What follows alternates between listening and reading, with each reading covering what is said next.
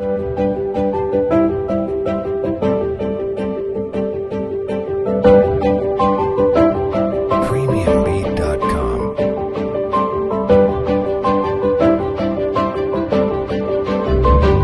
plan France Relance, doté de 100 milliards d'euros de budget, a été annoncé par le gouvernement.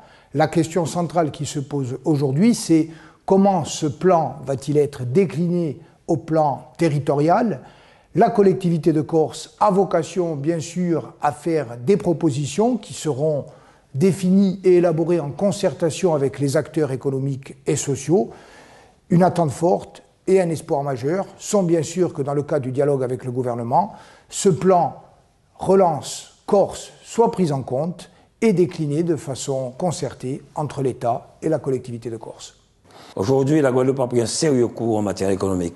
Donc la région prépare un plan de relance de 500 millions pour vraiment redonner espoir aux Guadeloupéens, mais surtout qu'on puisse créer de la richesse et de l'emploi, notamment la construction de Médecine Vallée, le réseau routier, le transport durable, l'eau qui nous fait défaut depuis des années. Nous attendons vraiment un sérieux coup de main de l'État. Et la crise Covid que nous traversons aura été un révélateur de plus de cette nécessité d'aller plus loin en matière de décentralisation. Pour la Réunion, pour notre territoire, pour la région, je plaide aujourd'hui pour que, notamment sur le champ économique, sur le champ fiscal, qu'il puisse y avoir une plus grande autonomie d'action laissée donc, ici sur place au niveau local, à la région. Si nous voulons aller vers plus d'efficacité, vers plus de croissance, vers un développement durable pour notre territoire, nous devons pouvoir poser un certain nombre de sujets à l'échelon local et donc aller vers plus de décentralisation.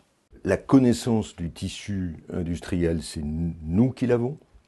Je rappelle qu'une région comme la Nouvelle-Aquitaine accompagne 2500 à 2600 entreprises, PME, TPE par an. Nous avons les relais sur le territoire, nous avons tout un dispositif avec les intercommunalités ou les communes sur le plan des technopoles, des incubateurs, des pépinières.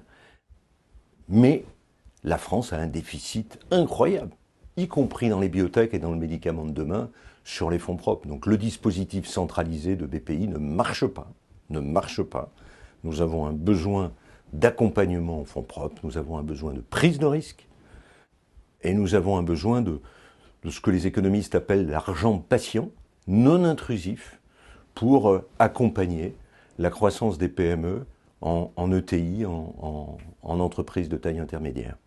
Ce que je souhaite, c'est que l'intégralité des aides aux entreprises puisse être déléguée aux régions. Aujourd'hui, il y a des guichets multiples et les entreprises sont perdues.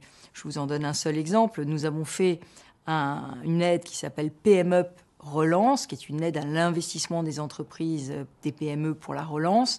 Et c'est pour la relocalisation industrielle, la réindustrialisation. L'État a fait exactement la même 3 mois plus tard, même critères, plus compliqué du côté de l'État et moins souple que nous, avec les mêmes montants. Donc c'est un petit peu rageant de voir 2 dispositifs radicalement identiques se monter à 2 niveaux de collectivités différents. Donc toutes les aides aux entreprises pourraient être transférées aux régions. En matière économique, il est clair que nous devons assumer l'entièreté de nos compétences. Il faut une ligne claire de l'État sur ses ambitions sur les grandes filières stratégiques. Et il faut des régions puissantes qui assument leurs filières régionales, qui assument l'entièreté de leurs compétences dans ce domaine et qui mettent en œuvre avec l'ensemble des acteurs les actions pour développer l'ensemble des filières et donc les emplois sur l'ensemble du territoire régional. Nous avons aussi l'ambition de réaliser un CIRI régional avec l'État, pour le coup, avec un CIRI régional qui permet de suivre les entreprises les plus fragiles, d'anticiper le côté aigu de la crise et la suppression d'emplois. La priorité absolue aujourd'hui, c'est la relance. Une relance qui se fait dans le cadre institutionnel en vigueur, c'est-à-dire en lien avec l'État. À nous de prouver qu'on est capable de faire bénéficier du plan de relance nos territoires et nos entreprises, y compris les plus petites.